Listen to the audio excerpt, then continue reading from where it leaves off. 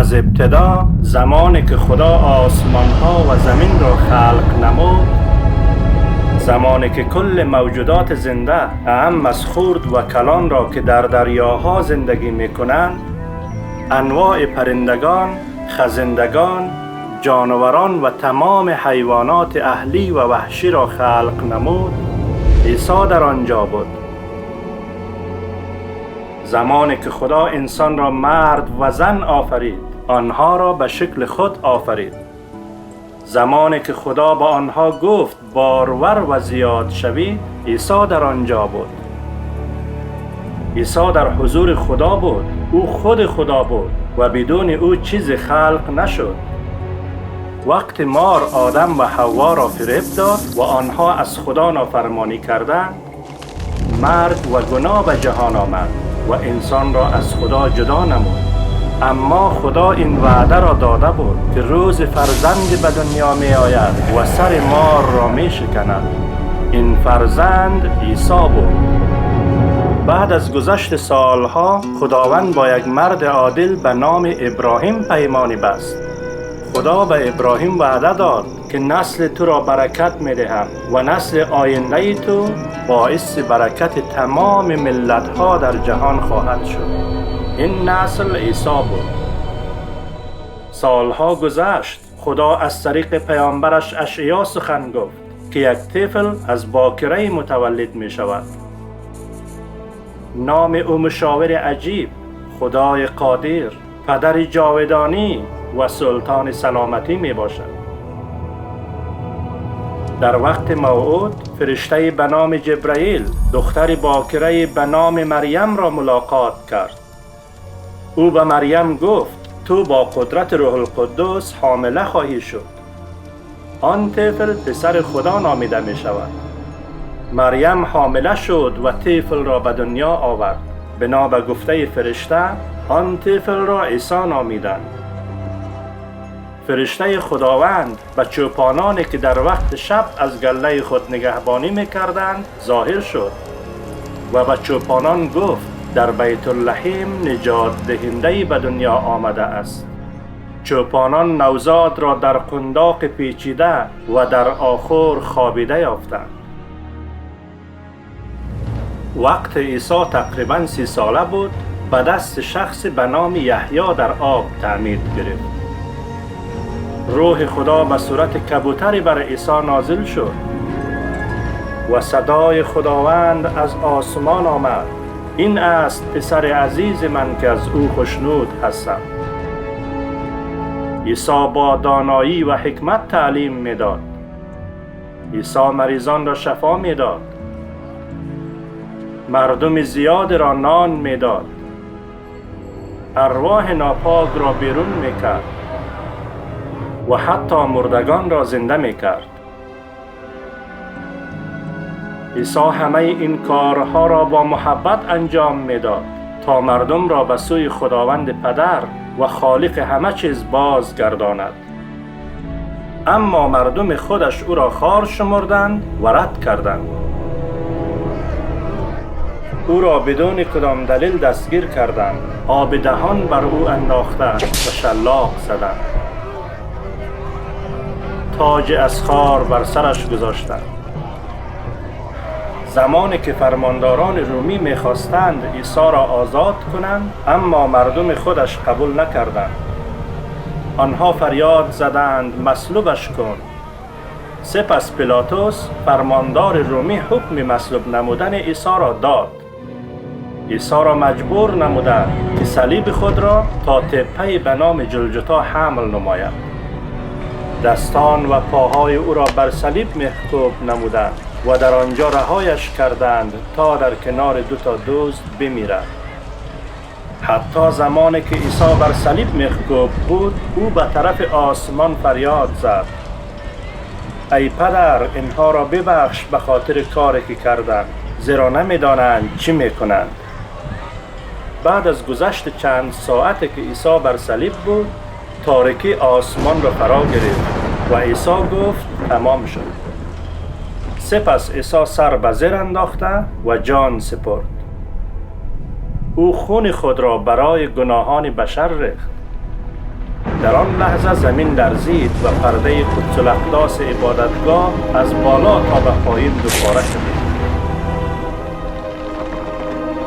سپس بدن او را از صلیب پایین آورده در کتان نازک پیچیده و در قبر گذاشتند. سنگ بزرگ در دهانه قبر غلطانیدند و نگهبانان رومی را هم آنجا گذاشتند. اما در روز سوم فرشته خداوند سنگ را از دهانه قبر دور نمود و عیسی از مردگان برخاست. به مدت 40 روز بارها خودش را به شاگردان نشان داد و درباره پادشاهی خدا با آنها صحبت کرد. عیسی با شاگردانش درباره پادشاهی آسمانی صحبت نمود و به آنها گفت که نترسید، بلکه همه چیزهای را که دیده و شنیده اید به جهان اعلام کنید. عیسی گفت هر که به من ایمان بیاورد و نام من را بخواند نجات می‌یابد و فرزند خدا نامیده می شود.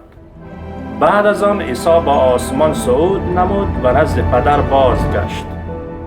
زیرا خدا به دنیا آنقدر محبت داشت که پسر یگانه خود عیسی را داد تا هر که به او ایمان بیاورد هلاک نگردد بلکه صاحب زندگی ابدی شود. زیرا خدا عیسی را به دنیا نفرستاد که از دنیا بازخواست کند بلکه توسط او نجات بخشد. عیسی گفت من تنها راه به سوی خدا هستم. من راه، راستی و زندگی هستم. هیچ کس جز به وسیله من نزد پدر نمی آید. فیض خدا در پیوستگی با خداوند ما عیسی مسیح زندگی ابدی است. اما آنانی که ایمان نیاوردند محکوم خواهند شد، زیرا مجازات گناه مرگ است.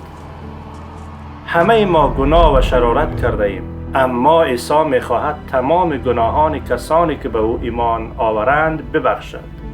هیچ گناهی نیست که عیسی نتواند آن را ببخشد، اما ما باید از عیسی درخواست بخشش کنیم. خداوند نمی خواهد کسی هلاک شود، بلکه می خواهد از گناهان خود توبه کنند.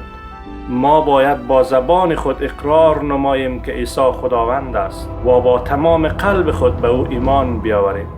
و این پیام عیسی باید تا وقت آخر به هر شخص و همه ملت ها در سراسر عالم اعلام شود.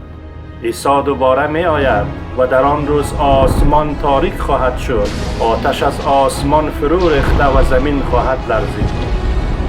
آنگاه آسمان باز می شود، ابرها از هم جدا شده و عیسی با قدرت و جلال عظیم باز خواهد گشت.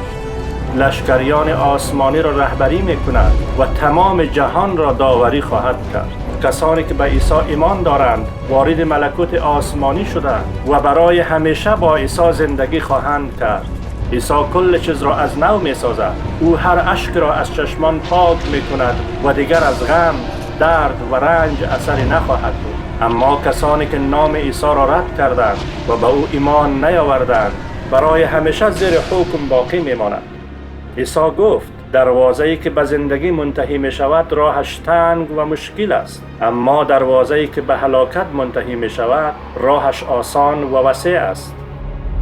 و اکنون شما باید تصمیم بگیرید که آیا به خداوندی عیسی مسیح ایمان می آورید و این تحفه رایگان نجات را می پذیرید و یا اینکه از عیسی روی گردانیده و او را رد می کنید. همکنون شما می توانید نام عیسی را صدا بزنید، در حضور او به گناهان خود اعتراف نموده و بخشش رایگان او را دریافت نمایید. وقت ایمان بیاورید که عیسی خداوند از مردگان برخاسته، شما نجات خواهید یافت و شما فرزند خداوند خوانده خواهید شد. همیشه از عیسی پیروی کنید و این پیام نجات را با دیگران هم شریک نمایید تا آنها نیز ایمان آورده و فرزندان خدا گردند. و همه با هم خواهیم گفت عیسی خداوند بیا. همانطوری که در کتاب مقدس نوشته شده است، هر کلمه از این داستان حقیقت می باشد. همکنون شما می توانید برای نجات خود با ما دعا کنید. من اعتراف میکنم که عیسی خداوند است. من ایمان دارم که عیسی از باکره متولد شده و برای گناهان بشر بر روی صلیب جان داد و روز سوم از مردگان برخاست. امروز من اعتراف میکنم که گناهکار هستم و هیچ کاری نمیتوانم برای نجات خود از گناه انجام دهم. عیسی خداوند، من از تو میخواهم که مرا ببخشی و تنها به تو اعتماد دارم. من ایمان دارم که اکنون فرزند تو هستم و حیات ابدی را با تو خواهم داشت. هر روز با روح مقدس خود مرا راهنمایی کن. به من کمک کن تا تو را با تمام دل و تمام جان و تمام ذهن خود دوست بدارم و دیگران را هم مانند خود دوست داشته باشم. خداوندا، سپاسگزارم و شکرت میکنم که مرا از طریق خون یگانه پسرت عیسی مسیح نجات دادی. این دعا را به نام عیسی مسیح طلبیدم. آمین.